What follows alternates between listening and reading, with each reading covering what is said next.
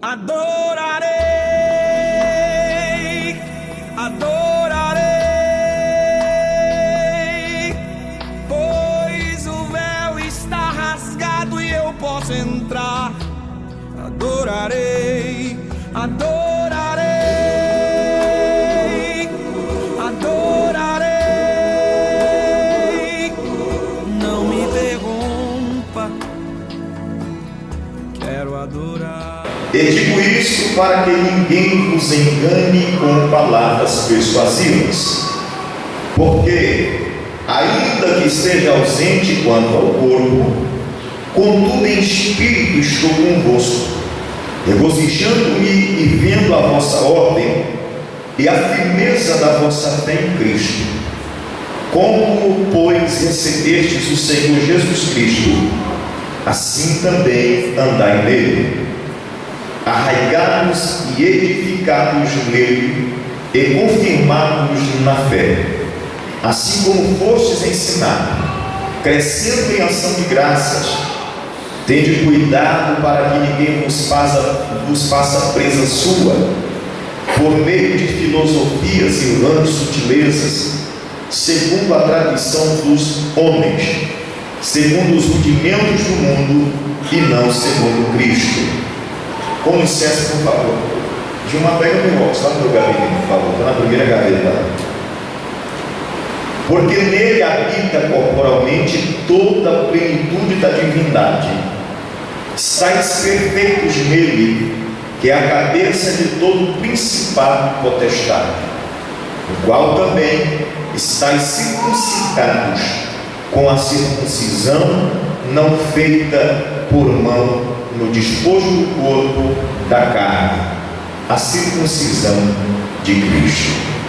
Amém? Amém. Vocês lembram que nós falamos aqui a semana passada da igreja de Laodiceia? O que Deus disse para ela? Não estava nem frio nem quente. Não estava nem fria? Nem quente. Aí Deus disse: tomara que foras Quente ou frio. Mas ela era o quê?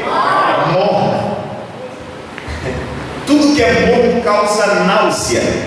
Aí Deus disse para a igreja de Laodiceia: porque és morno, vomitar-te-ei da minha boca. Esta é a realidade da igreja do século 21.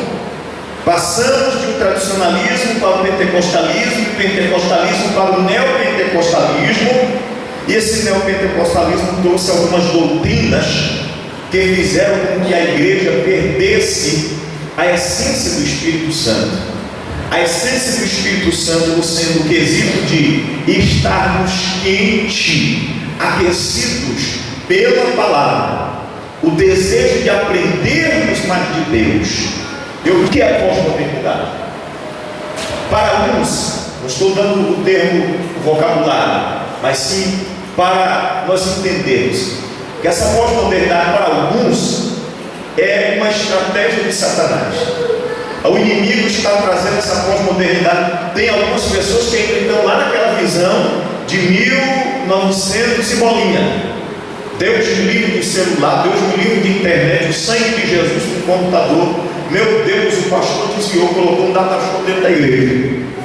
Tem alguns que estão com essa visão, lá em 1900 e bolinha, né? Alguns têm essa ideologia que a pós-modernidade é uma estratégia do inimigo. Outros, uma oportunidade de levar a humanidade para mais perto dos propósitos divinos.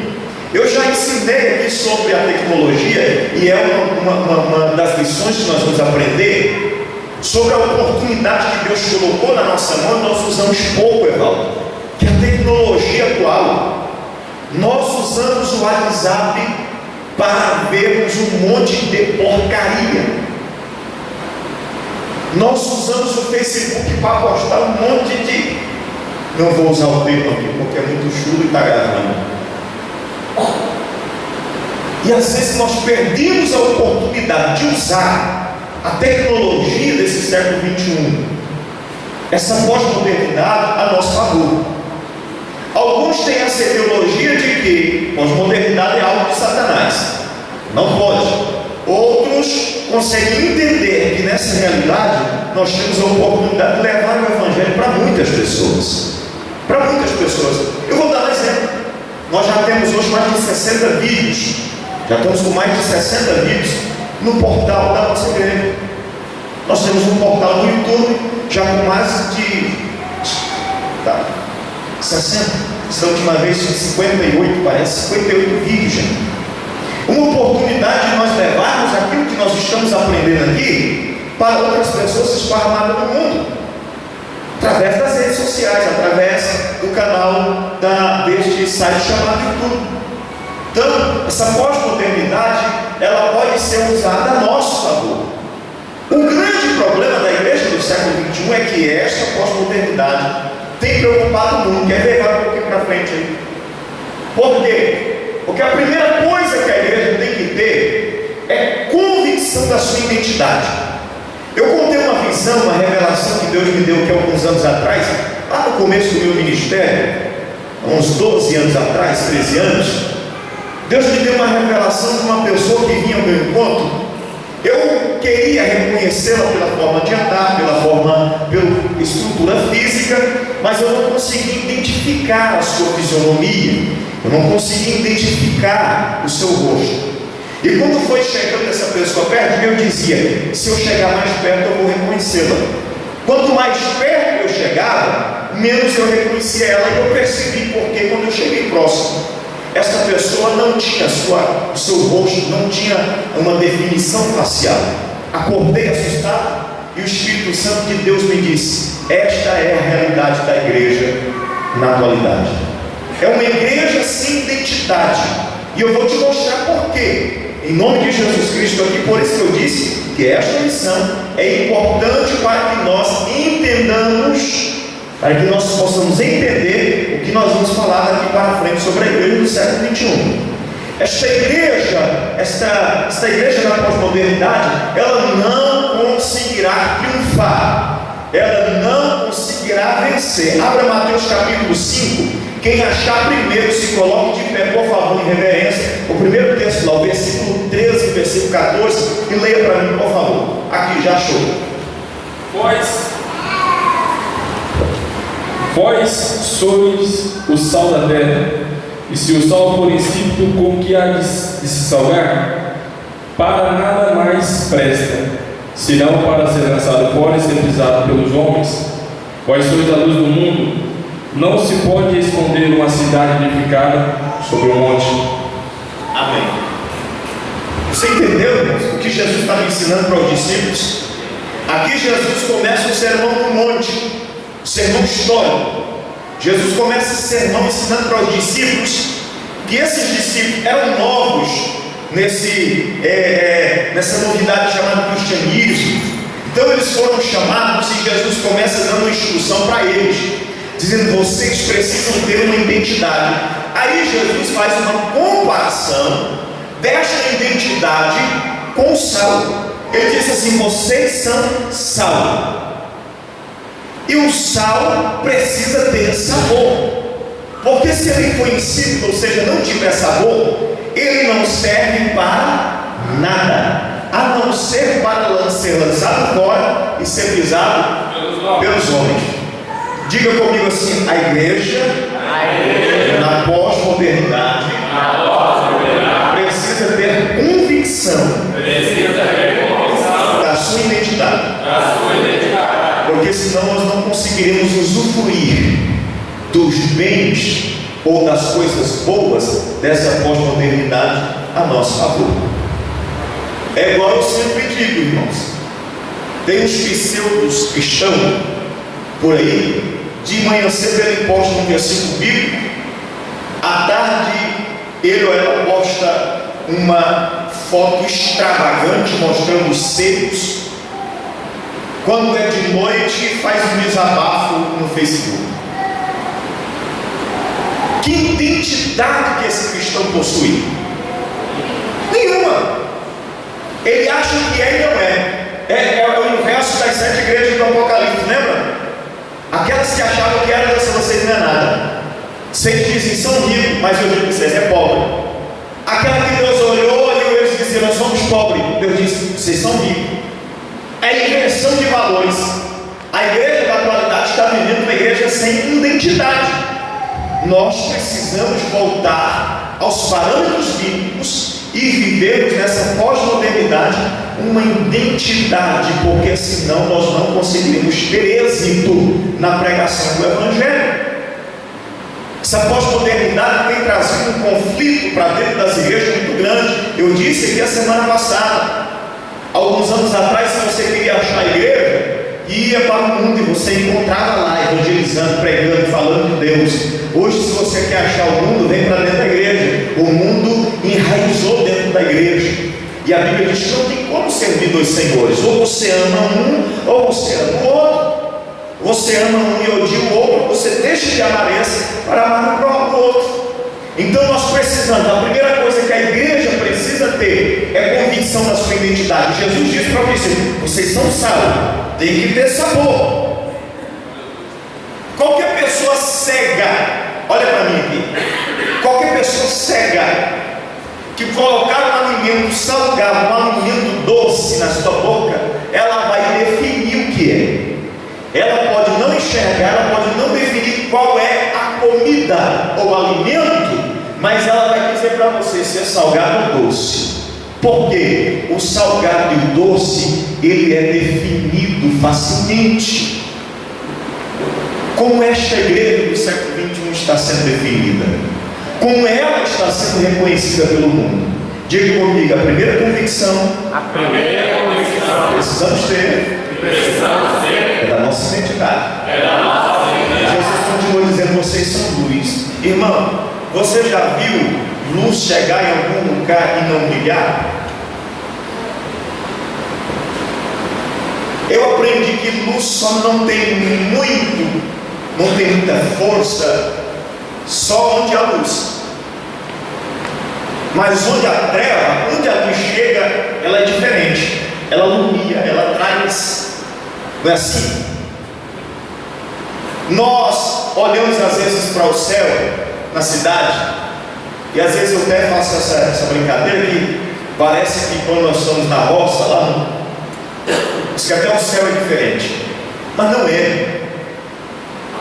O céu é o mesmo, as estrelas que estão lá são a mesma, só que o brilho daquelas estrelas é ofuscado pela luz que existe na cidade. Quando você sai para as fazendas do sítio, você olha para o céu, é a coisa mais linda, você consegue definir constelações. Aqui não. Deixa eu dizer uma coisa para você importante aqui sobre o que Jesus disse sobre ser luz. Jesus estava dizendo: não é na igreja, não é nos templos, não é no meio dos cristãos que você tem que ser diferente. É lá? Você não entendeu? É lá? Era isso que Jesus está dizendo sobre a luz. Luz não foi feita para colocar debaixo, mas em cima, no velador. Ele estava dizendo: ela foi feita para se destacar. Jesus disse: vocês têm uma identidade e vocês serão reconhecidos por esta identidade. Amém? Amém.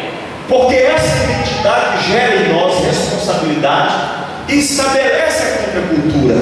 Por isso que o apóstolo João escreve em uma das suas epístolas, dizendo assim: ó, não ameis o mundo, nem o que no mundo, porque quem ama o mundo, irmãos, quando você ouvir a palavra mundo na Bíblia, não está relativo ao planeta, não está relativo à cultura, ao sistema. Quando diz não ameis o mundo, não ameis a cultura do mundo. O mundo vai para a bebedice, nós vamos também. O mundo pratica todos os atos de prostituição, adultério, infidelidade conjugal. A igreja da atualidade faz também. O mundo pratica lá fora todo tipo de luxúria. O mundo pratica lá fora todo tipo de sensualidade. Nós trazemos isso para dentro dos templos também. A igreja precisa andar na contramão do mundo. É isso aqui que está dizendo. Quando nós reconhecemos a nossa identidade, estabelecemos então a responsabilidade e o compromisso da contracultura. O que é a contracultura? É andar na contramão do mundo. Andar na contramão do mundo. O mundo vai por aqui, eu venho na contramão do mundo. É por isso, irmãos, que existe o termo conversão, converter. Dentro do cristianismo não existe esse termo. Doutora Helena Tamuri diz que tem muitos que converte, ou seja, toma a decisão de mudar de rumo, mas não sai do lugar, porque ele permanece na mesma mão do mundo. Ele só tomou a decisão: não, eu sou crente, eu sou frequentador, eu sou membro da igreja Beltrano, da Ciclana, ou da não sei das quantas. Não anda na contramão do mundo. De noite ele bate palma, ele pula para cima, dá glória a Deus, ele dá 3 pulinhos quando o pastor manda.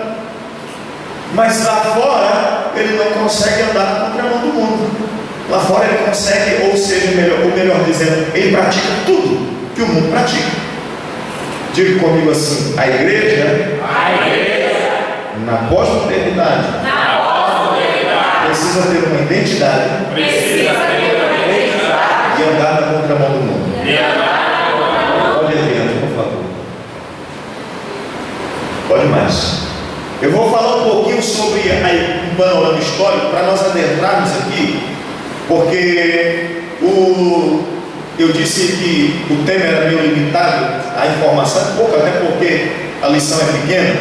Fala um pouco sobre o mundo medieval, entre os anos o século V e o século XV, depois fala do mundo contemporâneo, a partir do século XVI. Mas eu quero mostrar para você um pouquinho do panorama histórico, da história da igreja.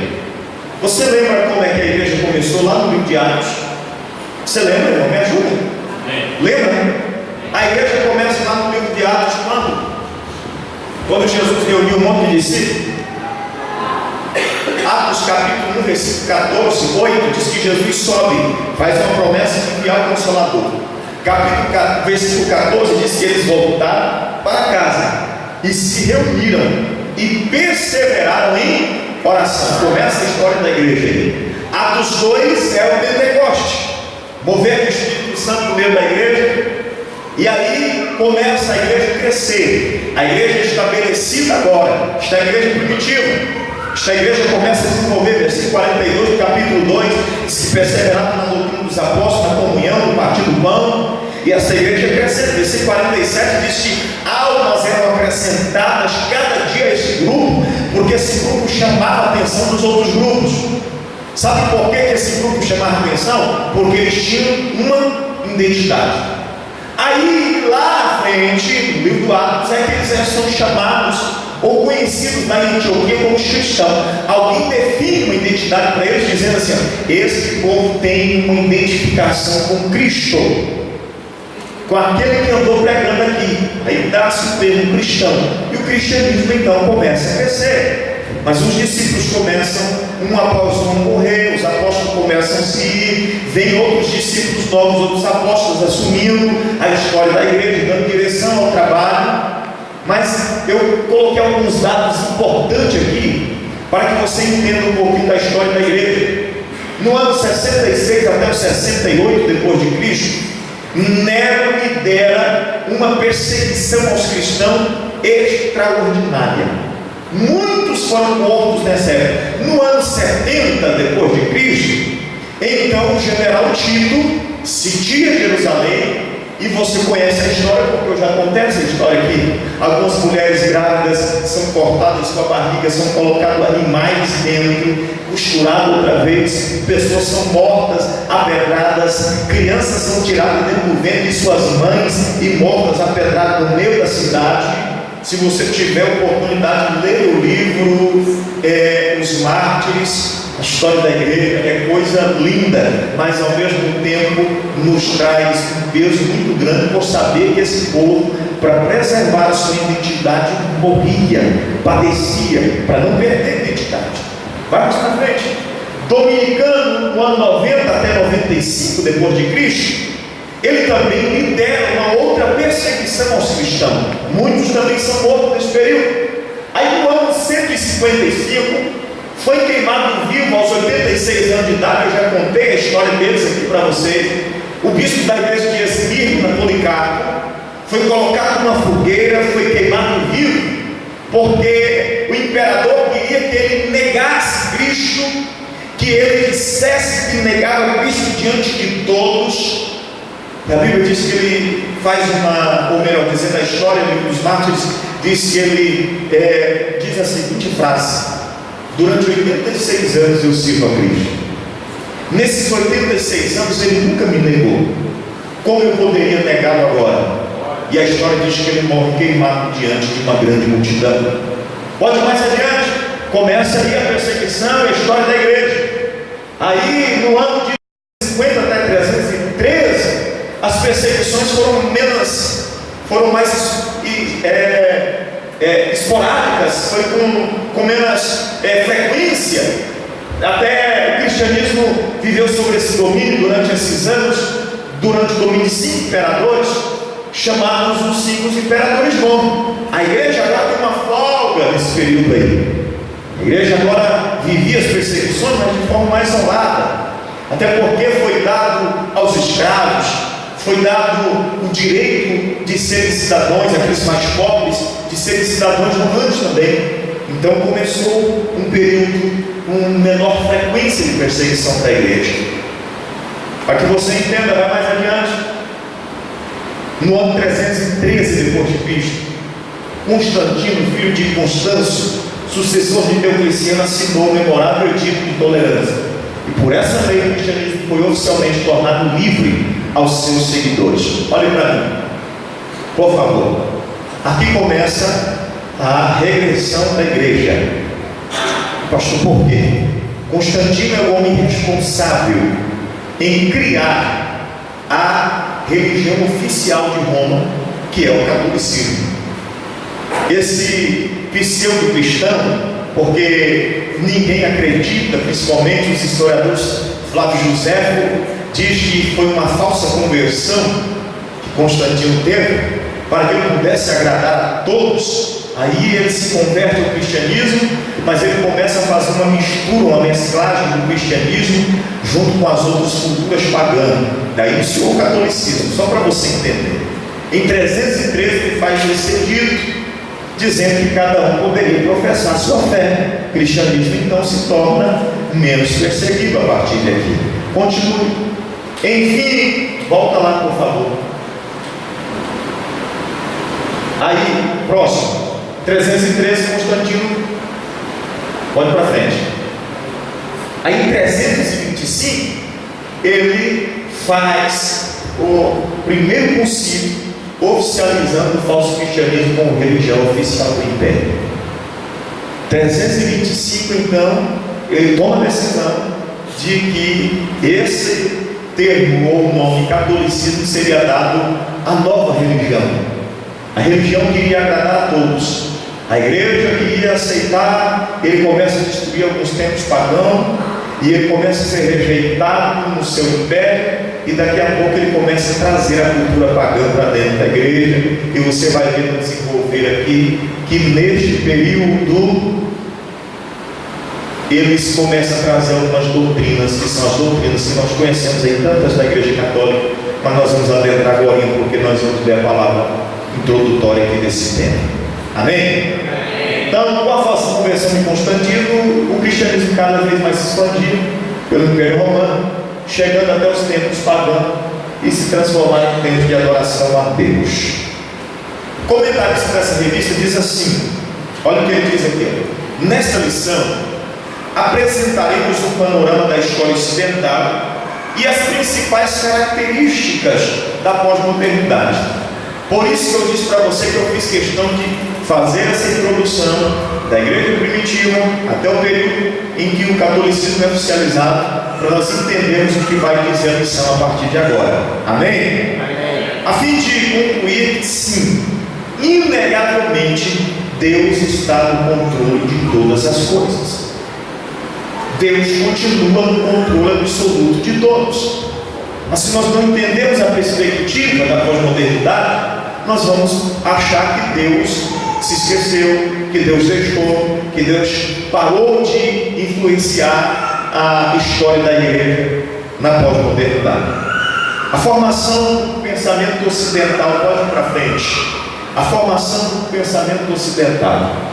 Na antiguidade, de forma mais acentuada que os demais, os filósofos procuravam compreender a razão de ser de todas as coisas. O modelo místico que predominava na antiguidade foi sendo questionado e consequentemente substituído por uma nova forma de pensar. E esta, por sua vez, exigia outros critérios que viabilizassem a sistematização dos argumentos. Começa a partir de agora uma nova cultura de pensamentos. Não sei se você já ouviu falar quem é que foi o primeiro que disse que a Terra era redonda. Alguém lembra o nome? Meu Deus, ninguém. Ajuda, irmão. Como? Não, quem? Galileu. Foi o primeiro filósofo a entender que a Terra era uma circunferência, não era algo que plano. Inclusive ele foi ordenado pelo Papa lá pelo ano de 1000, não lembro a data correta agora, mas foi ordenado a morte dele porque ele desafiou a Igreja Católica na questão da autoridade. Eles tinham percebido que o clero, que a instituição papal era irrevogável a sua autoridade. Ninguém tinha. E ali Galileu aparece contando para todo mundo que a Terra é redonda. Não, esse negócio está errado. Mata esse camarada. E foi assim que aconteceu. Então começam as ideias filosóficas a partir de agora. Aí é onde nós chegamos agora no mundo medieval, que é lá entre o século V, os anos 500 depois de Cristo, e os anos de 1500 aproximadamente, do século XV. Esse período compreende da queda de Roma, 476 depois de Cristo, até a queda de Constantinopla, em 1453 depois de Cristo. Esse período, nós observem bem, esse período antigo ao mundo medieval começa a partir desse ano, a partir do ano de 1953, mas ele compreende esse período do ano, ou melhor dizendo, do século V até o século XV, entre os anos 500 e 1500 depois de Cristo.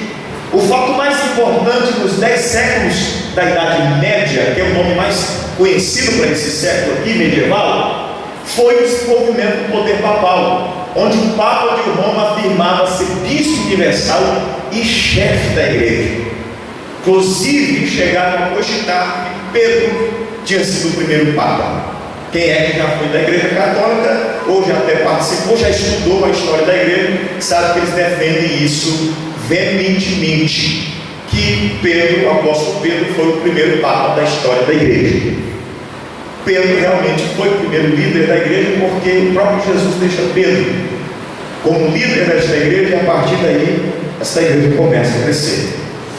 Próximo.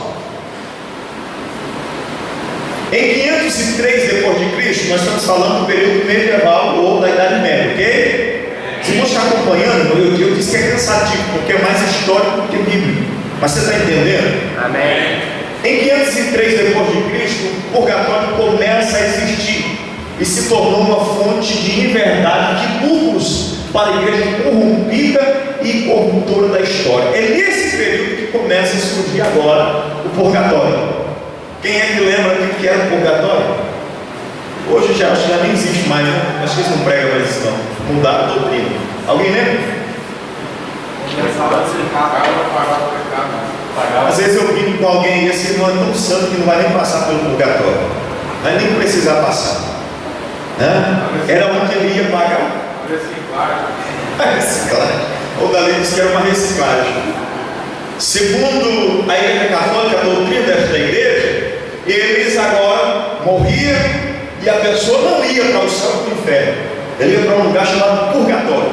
Ia purgar, tirar. Ele ia se libertar, se limpar dos pecados, para ir depois de Deus levá-lo para o céu. Seria tão bom, né, irmão, se existisse. Mas a Bíblia diz que há para o homem determinado apenas uma morte, vindo depois disso o juízo. Pronto, então não tem. Foi aí, em 513, que surgiu o purgatório.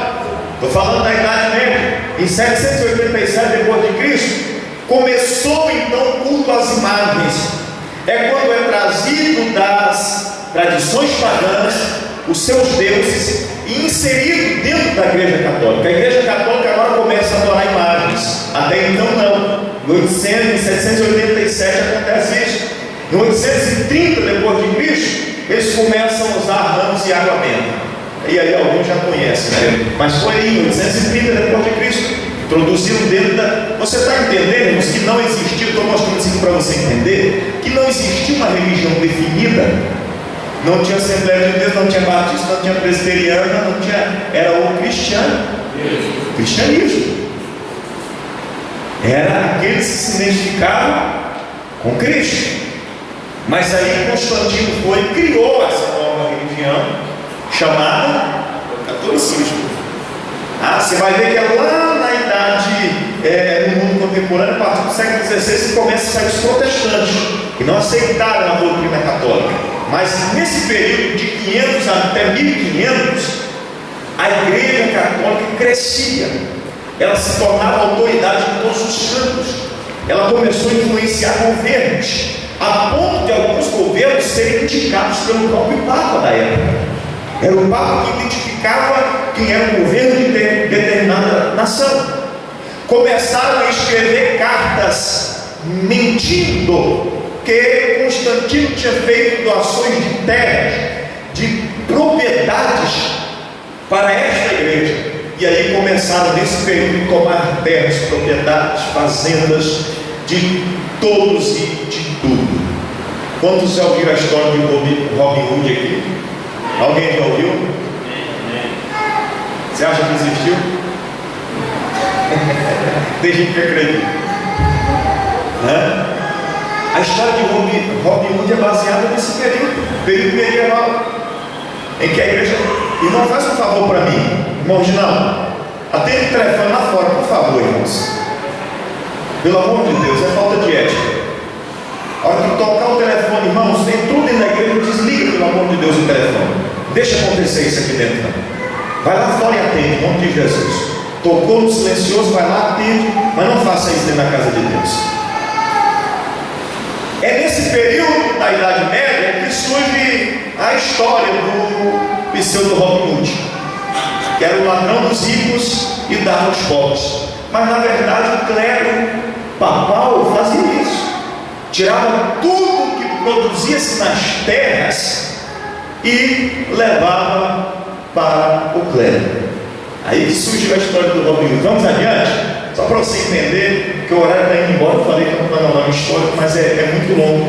E eu fiz questão de colocar alguns pontos específicos só, para você entender o que é o período medieval e Idade Média. Volta lá, por favor.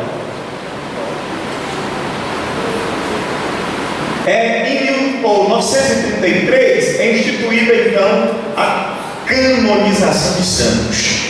Você está entendendo que dentro desse período de 500 até 1500, todas essas doutrinas católicas são criadas, são instituídas, a ponto de enganar o povo. Olha lá, em 1933 que é instituída a canonização de santos. Pode ir para frente agora. Em 1184 é oficializado então as Inquisições. Você sabe o que é a Inquisição?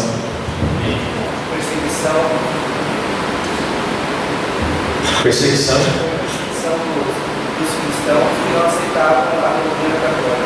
Dos protestantes. Começaram a surgir um grupo e logo denominaram eles de protestantes, aqueles que não aceitavam a doutrina da Igreja Católica.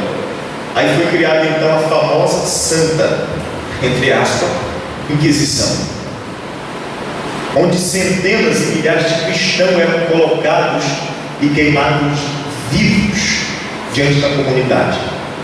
A única coisa que eles tinham que fazer, que eles aceitavam o catolicismo. Se eles não aceitassem o catolicismo, eram mortos, queimados.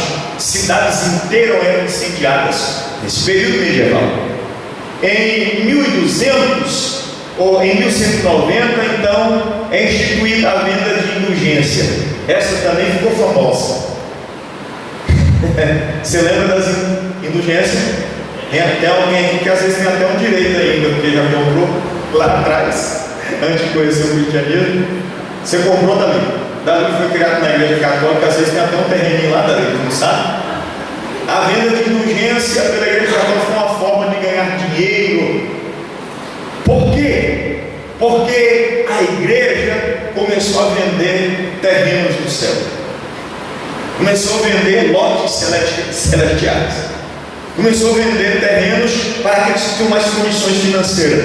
Então o céu passou a ser agora só dos mais ricos. Aí em 1200, a hoste então começou a substituir a ceia.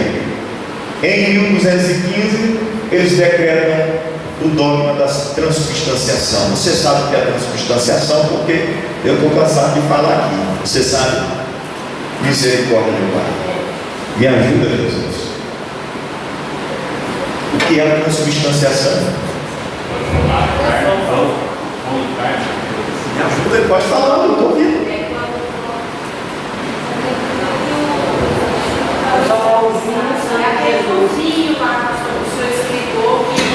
É aquele então. É aquele.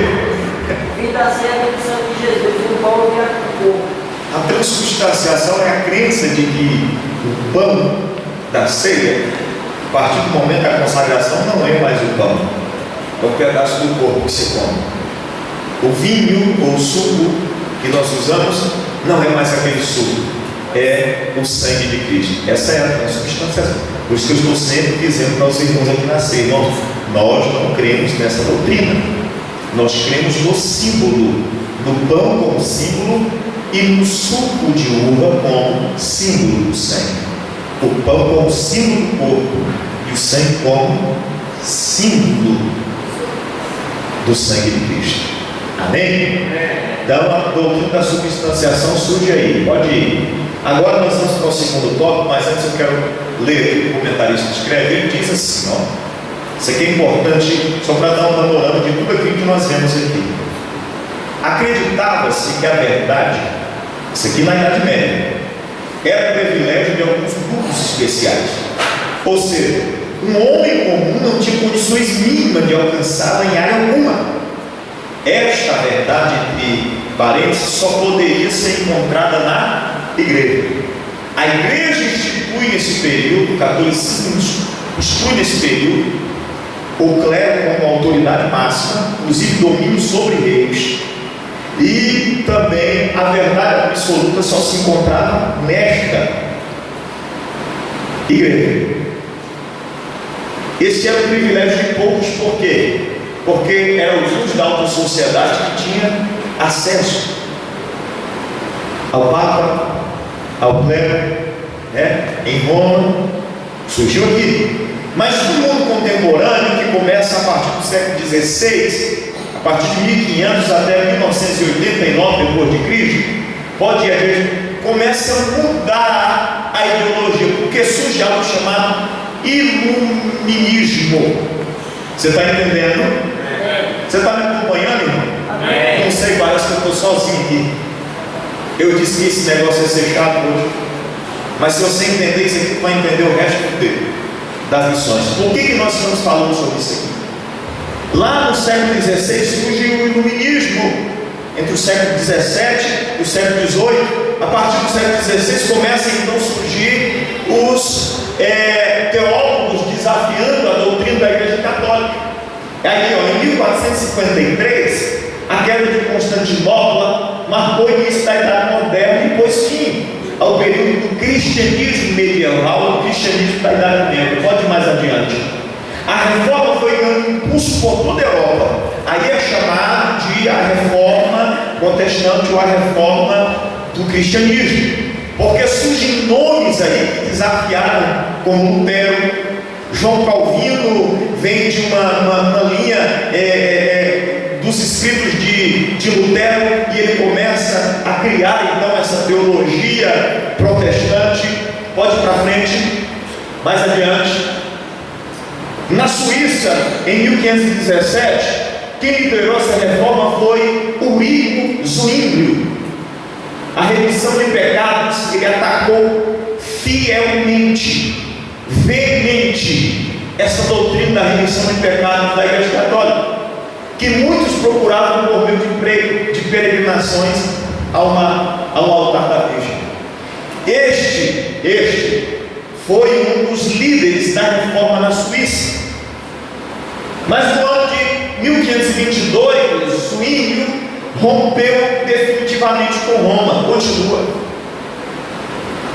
Não muito depois da morte de Zwinglio, surgiu surgiu um líder ainda maior para tomar a direção do protestantismo na Suíça. Este chamado de João Calvino, que declarou-se protestante em 1533, sendo influenciado pelos escritos ou pelos estudos de Lutero. Ele leu fielmente as 95 teses de Lutero e toma a decisão então de declarar-se protestante. Protestante foi um termo dado para quem protestava contra as doutrinas da Igreja Católica. Não era uma religião, era um termo dado para todos, independente de quem fosse, aqueles que protestavam contra a Igreja Católica. Quer ver? O comentarista diz na revista que no século XVI a confiança em grupos privilegiados começou a ruir. Assim, a crença de que a igreja não detinha a verdade solidificou-se. A reforma protestante marca esse tempo de decisão. A verdade estaria nas declarações lógicas advindas de pesquisas bíblicas pormenorizadas e minuciosas. Nasce então assim o modernismo cristão. Existem algumas linhas teológicas que nós estudamos. Uma linha chama-se calvinista, é oriunda de João Calvino, da doutrina, dos pequenos livretos que ele começou a fazer na época, afirmando doutrinas bíblicas, pesquisas bíblicas. Ele extraía da Bíblia as suas doutrinas, então escrevia elas em livros.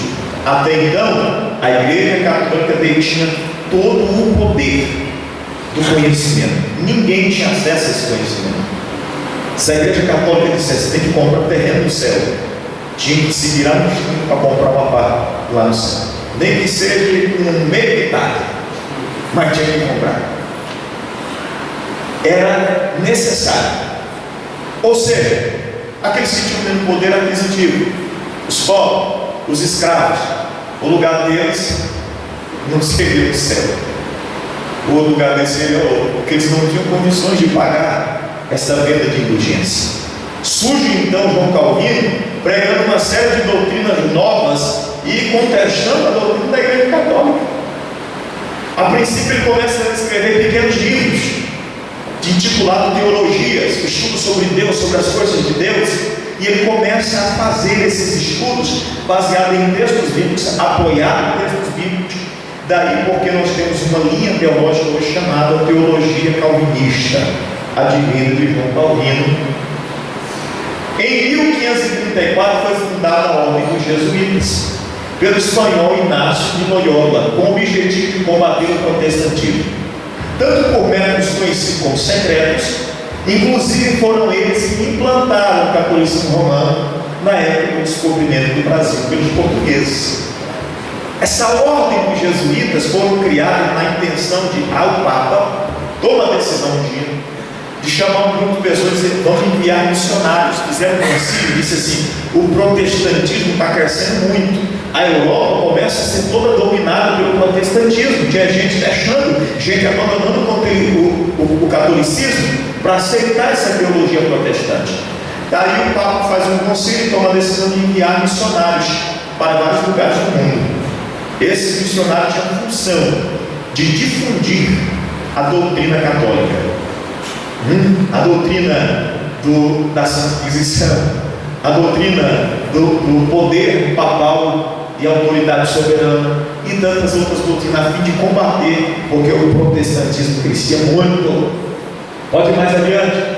Na Espanha e na Itália foram instituídas a Inquisição, mediante a qual protestantes, até judeus, eram obrigados a serem batizados à força para se tornarem católicos, ou então eram torturados e queimados vivos. É nesse período do mundo contemporâneo, do período contemporâneo, do mundo medieval, que é o período contemporâneo, que esses homens, a Santa Inquisição volta a ter força de novo. Nós aprendemos que foi lá em 1100 e...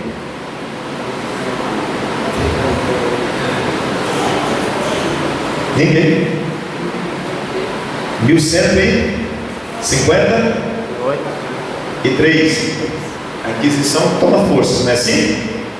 Aí, agora, no século XVI, ela volta de novo com mais força. Esses jesuítas, eles tinham a função de difundir a doutrina católica.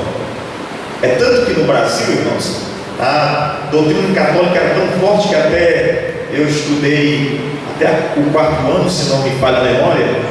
Era uma freira que vinha na sala de aula dar uma aula de religião. Vocês lembram? Parte aqui passaram por essa. Por quê? Porque a tradição de ensino brasileiro era jesuíta. Foram os primeiros ensinadores do Brasil nesse ano. Quando eles vieram colonizar o Brasil, os jesuítas começaram a ensinar os índios, achando que não teriam facilidade e acesso a ensinar eles ao catolicismo, começaram a ensinar ou ser os primeiros educadores dos índios do Brasil. A ordem dos jesuítas. Pode ir aqui próximo. Na França, o espírito de perseguição alcançou clímax. Na matança da Torre de São Bartolomeu, em 24 de agosto de 1572, que se prolongou por várias semanas e milhares de pessoas foram mortas. Pode ir mais adiante.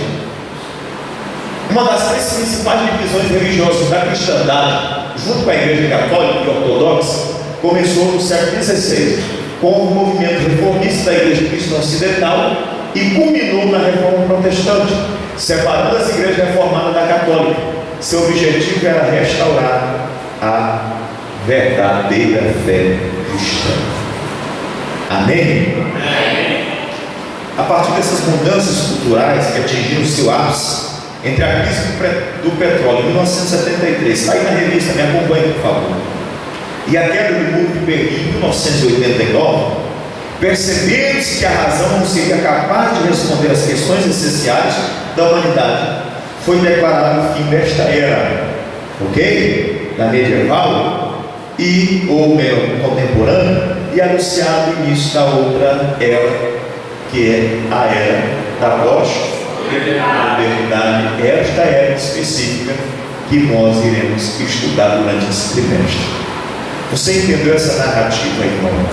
Do início, lá da igreja primitiva, do crescimento desta igreja, quando esse cristianismo se tornou uma religião oficial e teve um nome, se tornou catolicismo, 325, foi difundido durante mais de 10 décadas, ou seja, 1000 anos. Esta igreja ou esta religião nova criou um poder extraordinário, a ponto de hoje, eles possuírem uma nação própria.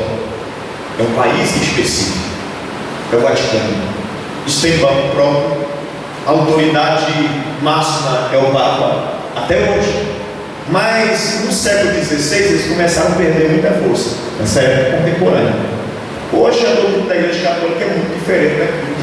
Hoje existem várias linhas, né? Da Igreja Católica, a Igreja Católica Apostólica Romana, a Igreja Católica Brasileira já tem padre se casando, já está uma diferença muito grande. Mas que você possa entender, porque agora eu vou falar do mundo pós-moderno, para que nós possamos entender como igreja qual é a nossa função desse pós-modernismo. Olhem bem, esse que surge uma geração, aí no subtópico 3, tópico 1, que proclama a morte do Deus moderno. Aqueles que outrora buscaram resposta no cientificismo, hoje procuram-nas em outro lugar. Na atualidade, muitos duvidam que a verdade possa ser plenamente aprendida por alguém rural. Para o homem pós-moderno existem muitas verdades, e essas se constroem na coletividade, na junção das várias verdades. Eis, portanto, um grande desafio da igreja no século XXI: apresentar ao mundo quem de fato é o caminho, a verdade e a vida. Este é o maior desafio da igreja do século XXI. Nesta realidade em que existem muitas verdades e inverdades. Jeremias, o profeta, já havia dito que se viria um tempo em que alguns teriam o bem por mal e o mal por bem.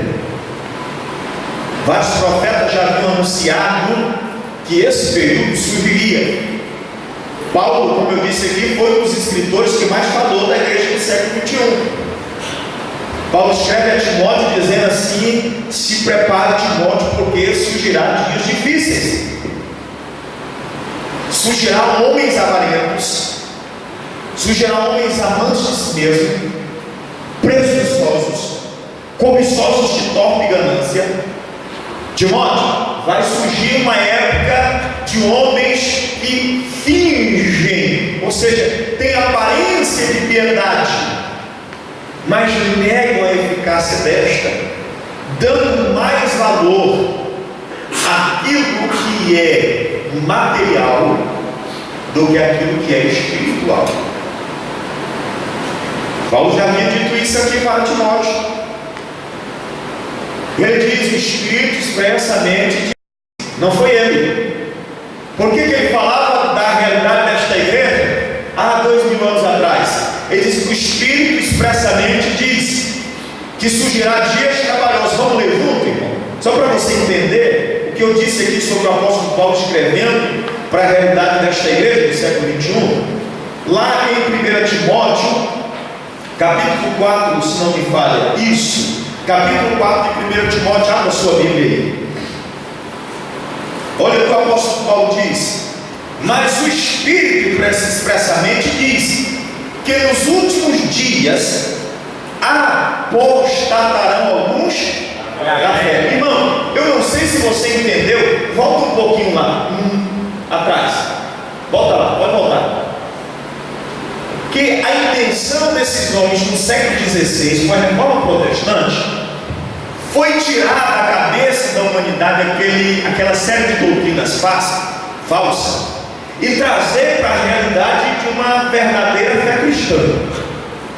Homens morreram queimados, homens morreram na fogueira, homens morreram crucificados, homens morreram naquele boi, me foge a memória, boi de latão, aquele que era colocar as pessoas vivas dentro. Homens morreram em prol de defender essa verdadeira fé cristã no século XVI para cá, ok? Mas no mundo pós-moderno, a partir de 1989, essa luta, é por isso que eu quero que você observe comigo, por favor, em nome de Jesus, começou a ser desvalorizada. Durante muitos anos, a igreja cresceu, a igreja expandiu. Se você não sabe, lá pelos anos de 1500, surge uma das primeiras igrejas protestantes, o fundador dela, João Calvino, a igreja presbiteriana, uma das primeiras igrejas, luterana, advinda das doutrinas de Lutero. Mas lá pelos anos de 1500 e alguma coisinha, 1505, 1503, surge então a igreja presbiteriana, trazendo uma doutrina nova, através de João Calvino, pregando as verdades bíblicas. Lá na década nos anos de 1601, surge a igreja batista. Aí vem a igreja metodista, wesleyana, fundada por João Wesley, e assim por diante. Essas igrejas começaram a pregar essa verdade. Aqui no Brasil, se você não sabe, igrejas presbiterianas no estado de Minas Gerais foram queimadas inteiras. Só dava tempo das pessoas saírem de dentro, e no estado de Minas Gerais, lá nos anos de 1900 e alguma coisa, essas igrejas eram queimadas inteiras, a fim de que esse protestantismo não crescesse. Olha o preço que os nossos antepassados passou e pagou para que nós chegássemos aqui. E me perdoe pelo que eu vou dizer, para nós estarmos avacalhando com o evangelho igual nós estamos fazendo. Eu não consigo entender a história da igreja, irmão. Se você ler o livro dos Marcos, eu te confesso que a tua fé vai mudar totalmente. O evangelho está sendo avacalhado, como disse o baiano. Estão avacalhando com o evangelho no século XXI, e homens morreram, famílias inteiras foram queimadas vivas em prol dessa verdade cristã. Hoje nós batemos no peito, irmão, e para mim a maior mentira desse século é o que andam contando por aí, que nós já somos mais de 40 milhões de evangélicos no Brasil. É a maior mentira. Satanás está nos enganando com aquilo que nós queríamos que realmente acontecesse. Um monte de doutrina antibíblica sendo pregada em cima dos altares, um monte de doutrina antibíblica sendo pregada em cima dos cultos. igrejas virando em salão de dança. Eu disse aqui a semana passada que José não se adaptou ao Egito para crescer. Deus honrou ele do jeito que ele era. Ele chegou e disse: eu não vou me contaminar. Daniel não teve que se adaptar à Babilônia para ser alguém na Babilônia. Deus honrou ele, mantendo a fé que ele tinha. Agora a igreja do século XXI, essa igreja da pós-modernidade, está para nós atrair os jovens. Nós temos que montar uma discoteca aqui dentro.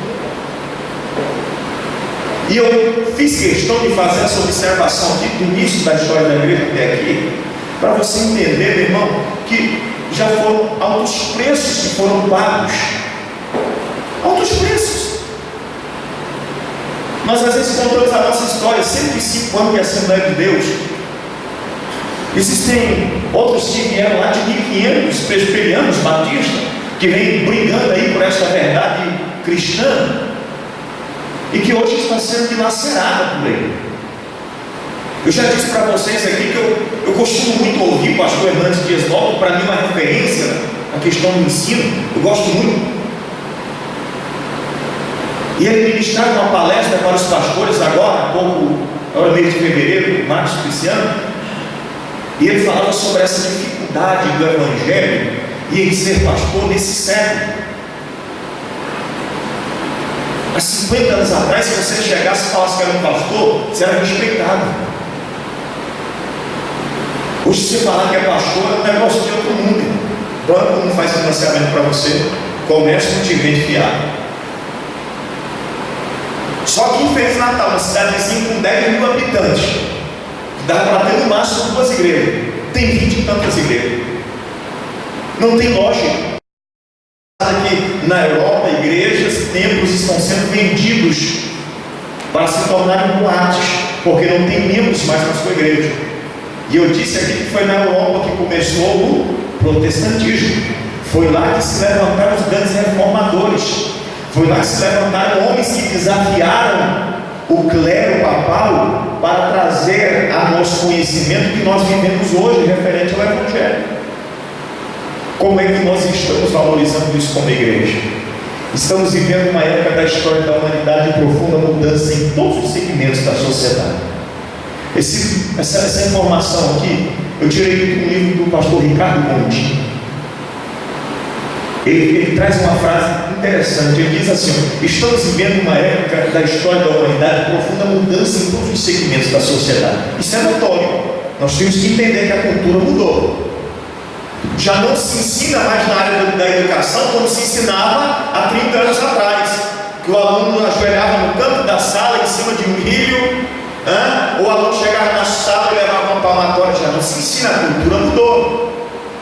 Pastor, mas a igreja tem que acompanhar essa mudança também. Creio e tenho certeza disso. A igreja não pode ficar presa lá em 1600 e 1500, mas a nossa identidade precisa ser mantida. Eu disse há poucos dias aqui que o grande problema da igreja, da pós-modernidade, irmão, é porque a cultura mudou, ela acompanhou e era necessário. Eu disse que é necessário nós usufruímos dos bens da pós-modernidade, mas nós largamos os princípios de lado também, em prol de agradar o A, de agradar o B, de agradar o C, de agradar o D. Porque até 30 anos atrás, o nosso grupo, era um grupo de pessoas da classe pobre. Dos 50 anos para cá, nós começamos a receber na igreja os doutores, começamos a receber na igreja os políticos. Aí, para agradar essa classe, mudamos tudo. Perdoe-me dizer, mas uma igreja, há poucos dias, um amigo meu pregou, o pastor chamou e disse assim: irmão, pelo amor de Deus, não fala no termo pecado aqui.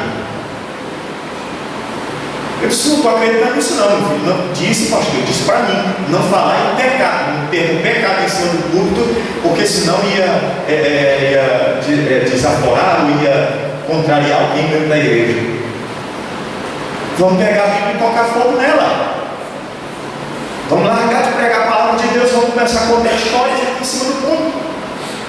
Vamos largar a palavra de Deus de lado e vamos começar a contar fábulas. E Paulo já havia avisado Timóteo sobre isso.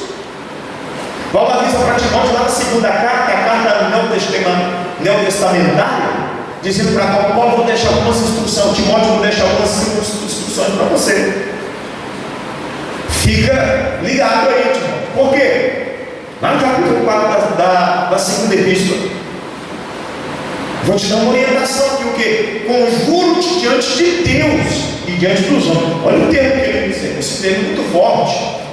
Conjuro-te diante de Deus, era o julgamento que ele estava fazendo. Conjuro-te diante de Deus e diante dos homens, que há de julgar vivos e mortos. Verso 1.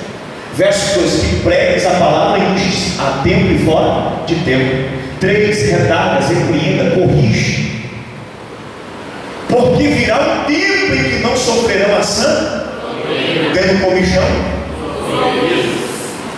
dando ouvido às fábulas. Meu Deus, isso aqui é muito forte. Mas tu, Timóteo, não entra nessa bailada não, meu filho. Vai mudar a cultura, pessoal. Segundo os princípios, a cultura vai ser diferente daqui a 50 anos, vai ser na nossa cultura. Mas se nós não ensinarmos para os nossos filhos que estão dentro da igreja hoje sobre princípios bíblicos, nós iremos ter uma igreja defasada. Perdoe pelo que eu vou dizer. Eu creio veemente que em 20, 30 anos nós não teremos mais igrejas abertas. No estado de São Paulo, para atrair os grupos jovens, estão fazendo luta de MMA dentro dos templos, irmão. Eu não consigo engolir isso. A minha Bíblia, ele diz, eu estou falando de princípio: guarda o teu pé quando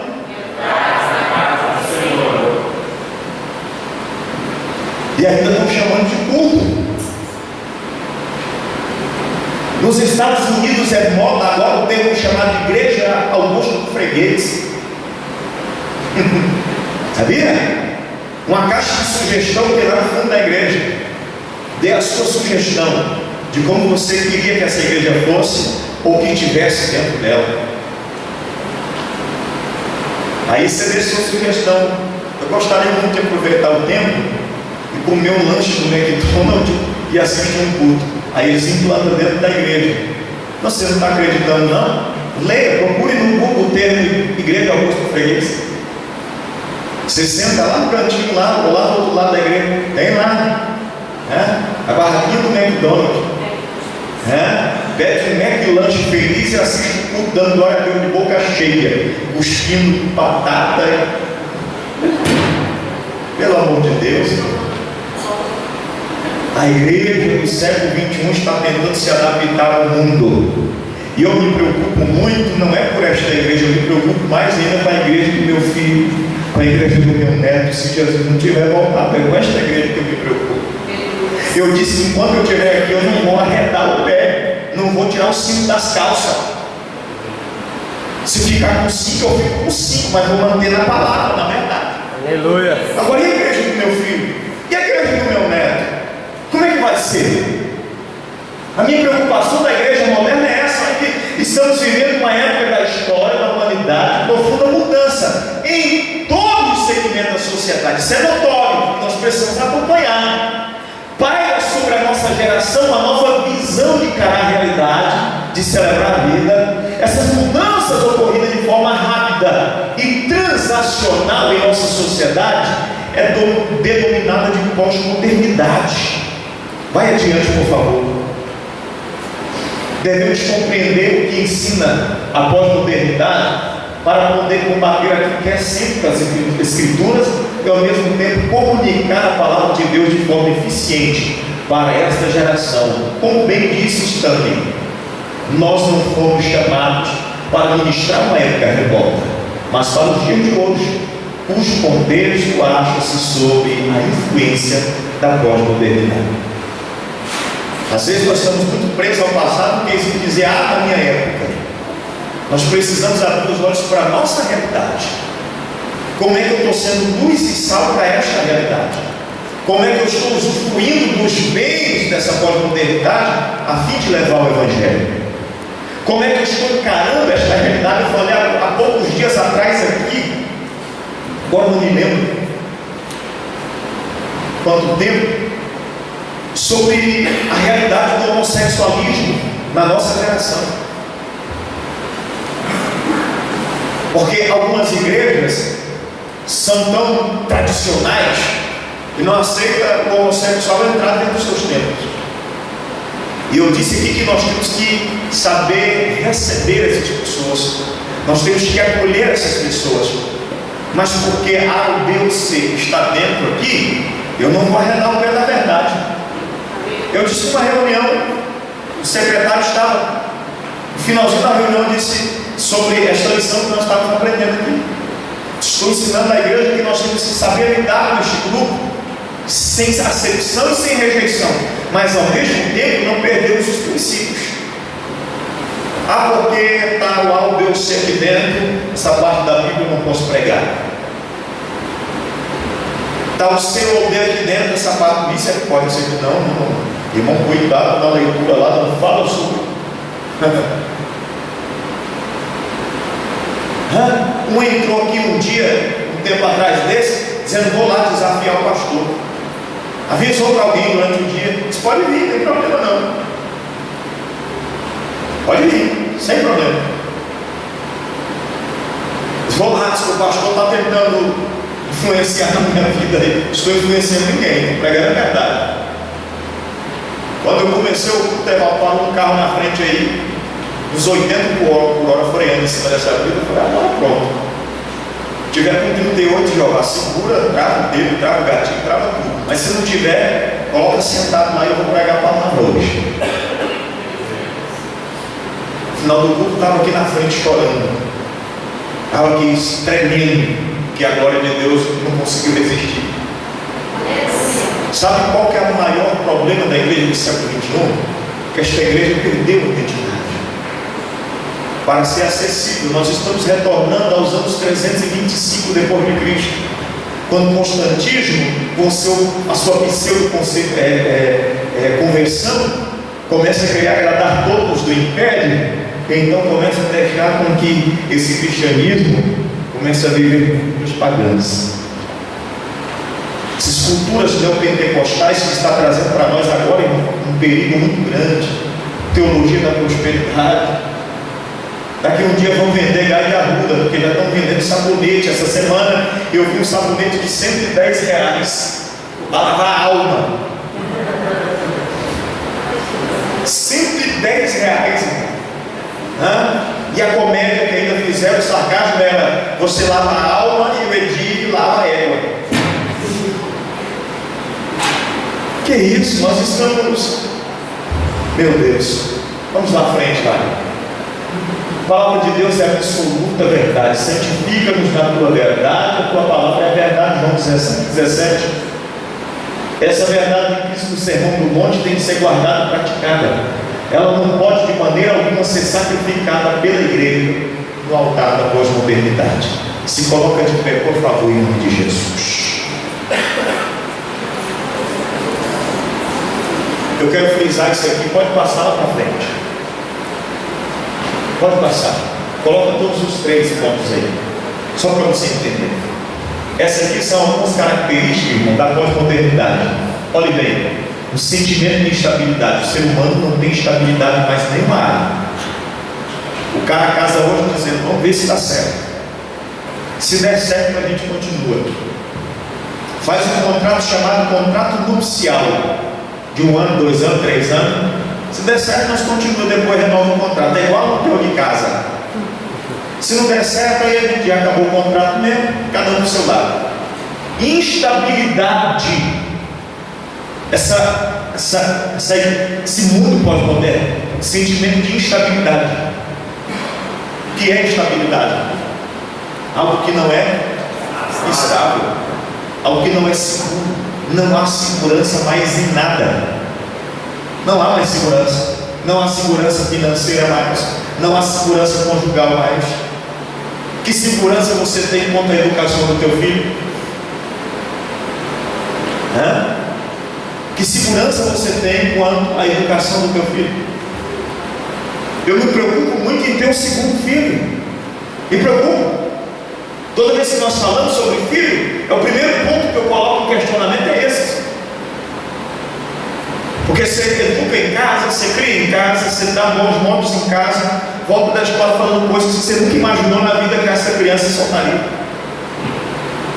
Nos livros de 3º e 4º ano, irmão, olhe no livro dos seus filhos. Tem uma figurinha lá de um homem deitado em cima de uma mulher. Há outras figuras lá de uma mulher com as duas pernas erguidas. Antigamente as crianças acreditavam na cegonha.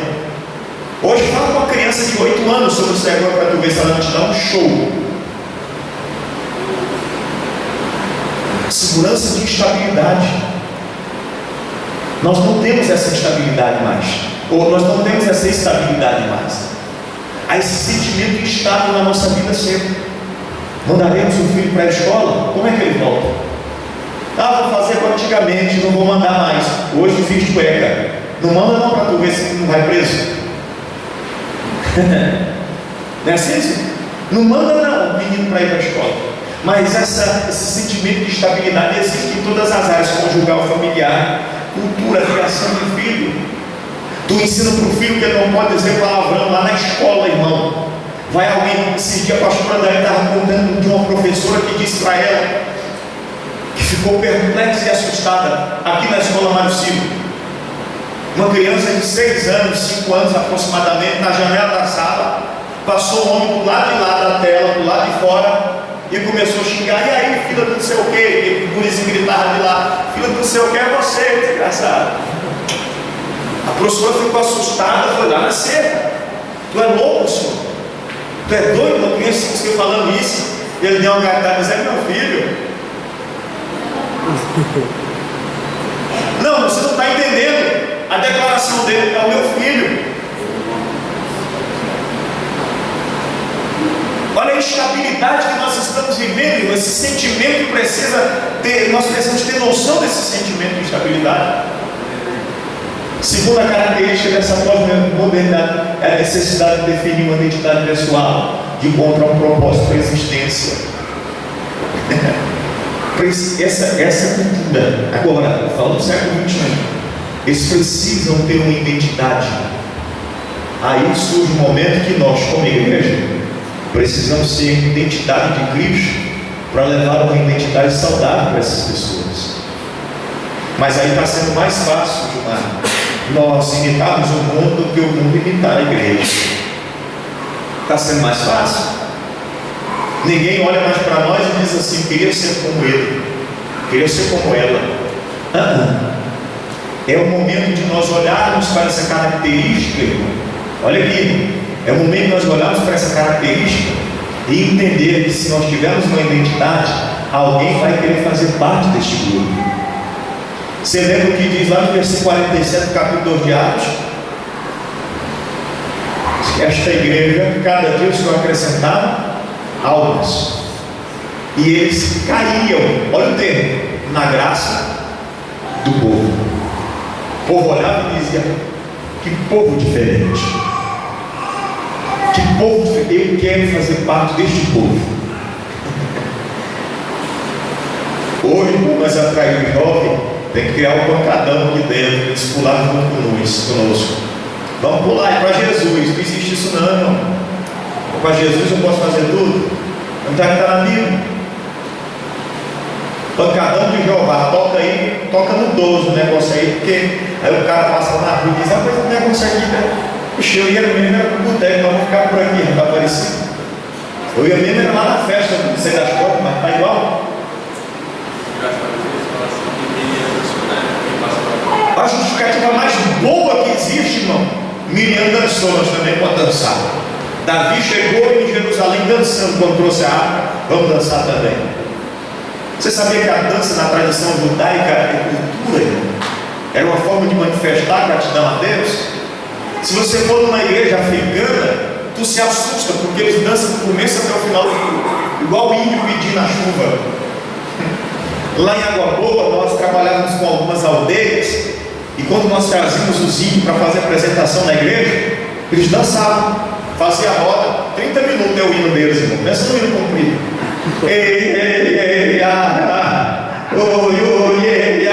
Só isso também. Mas é a tradição deles, a gente respeitava. Agora, na tradição brasileira, se falar em dança, nós já pensa na sensualidade, porque lá nos anos de 70 para 80, o lambadão, a lambada se tornou a dança mais sensual do mundo. Aí surgiu aqui. Aí eles querem me dizer que nós estamos dançando para Jesus. Não, para dançar para Jesus não tem problema. Pode dançar. Mentira. Vou terminar aqui. A necessidade de pertencer ao grupo. O ser humano tem esta necessidade. Agora eu vou falar como igreja pós-moderna. Qual o nosso testemunho como cristão lá fora? Qual tem sido o nosso testemunho? Alguém olha para nós e diz assim: eu quero fazer parte desse grupo. Teu vizinho fala isso? Que às vezes tu fala tão mal da igreja. Aqui não tem não, graças a Deus. Que o vizinho olha e fala assim: o sangue de Jesus, não quero ir na igreja desse homem, desta mulher nunca. Tu fala tão mal do pastor, que na igreja não tem. Fala tão mal do irmão, porque aquele irmão, aquela irmã. Aí o dia que você convidar aí o seu vizinho, a sua vizinha vai dizer o quê? Na igreja lá você me falou que tem uma irmãzinha lá que olha de ser de cima e embaixo. Vou nada, Deus me livre. A igreja na pós-modernidade, qual a nossa identidade? Sim, Davi. Tem uma pregação do pastor. Olha para frente. Tem uma pregação do pastor do Chile, essa ontem lá na rádio de Assembleia de Deus de Cuiabá, que ele falou do crente, até calado, até evangelizado. Daqui a pouco fechado. Testemunho é bíblico, que tenha testemunhos que estão de fora. Alguém tem que testemunhar bem de nós. Vou concluir. Não há como negar, vivemos num tempo de transição e não sabemos o que dele virá. Mas nós que temos a mente de Cristo, precisamos descansar no fato de que a mesma mão poderosa que conduziu os primitivos hebreus conduz a história da igreja hoje. Olha para mim aqui. Precisamos entender que a mesma mão poderosa que conduziu os hebreus. Você já viu o Velho Testamento? Porque tem crente que lê só o Novo, sabia? Não, porque agora é tempo da graça. Agora vamos ler só o Novo Testamento, é o que vale para nós. Você só vai entender a história da igreja atual se você entender a história dos hebreus. Nós somos o Israel de Deus para esta geração. Nós somos o Israel de Deus para este mundo contemporâneo, ou para essa pós-modernidade, para esse século 21. Precisamos entender que a mesma mão poderosa que conduziu os primitivos hebreus conduz a igreja hoje. Amém? Amém. Você conseguiu compreender esta lição? Amém. É uma lição mais histórica e nós vamos nos envolver nessas lições. A próxima é uma lição extraordinária, fala sobre as cosmovisões anticristãs. Isso aqui é extraordinário. Fala sobre o pluralismo, fala sobre o humanismo, o relativismo. Por que a igreja está vivendo essa realidade? Nós vamos aprender aqui a semana que vem, em nome de Jesus Cristo. Para você conseguir compreender. Amém. Olha para quem está do seu lado e diga assim: muita gente morreu por causa de nós. Vamos valorizar isso. Amém. Já pensou se nós assistíssemos o Policarpo da vida? Dizendo: não vou negar não arreda o pé, nega, rapaz. Tu está um homem de idade já, quer morrer queimado na frente de todo mundo. Deixa eu te contar uma história. O que foi? 86 anos eu tenho de idade. 86 anos que eu conheço a Cristo. Cristo nunca me negou, nem agora que eu vou negá-lo. Já pensou nós assistimos uma cena dessa? Nós vemos crentes da igreja primitiva sendo colocados dentro de areia nos leões. As irmãs cantaram lindo aqui no livro. Como é que é o nome daquele livro? Semente do sangue. Essa é a realidade. Nós somos descendentes do sangue de muitos que morreram, muitos que foram despedaçados nas arenas. Nós somos essa semente. Como nós estamos valorizando esse sacrifício da igreja medieval, da era primitiva, do mundo contemporâneo, e como é que nós estamos sendo como igreja na pós-modernidade? É para nós repensarmos os valores, esta lição desta noite. Amém? Vamos orar agradecendo.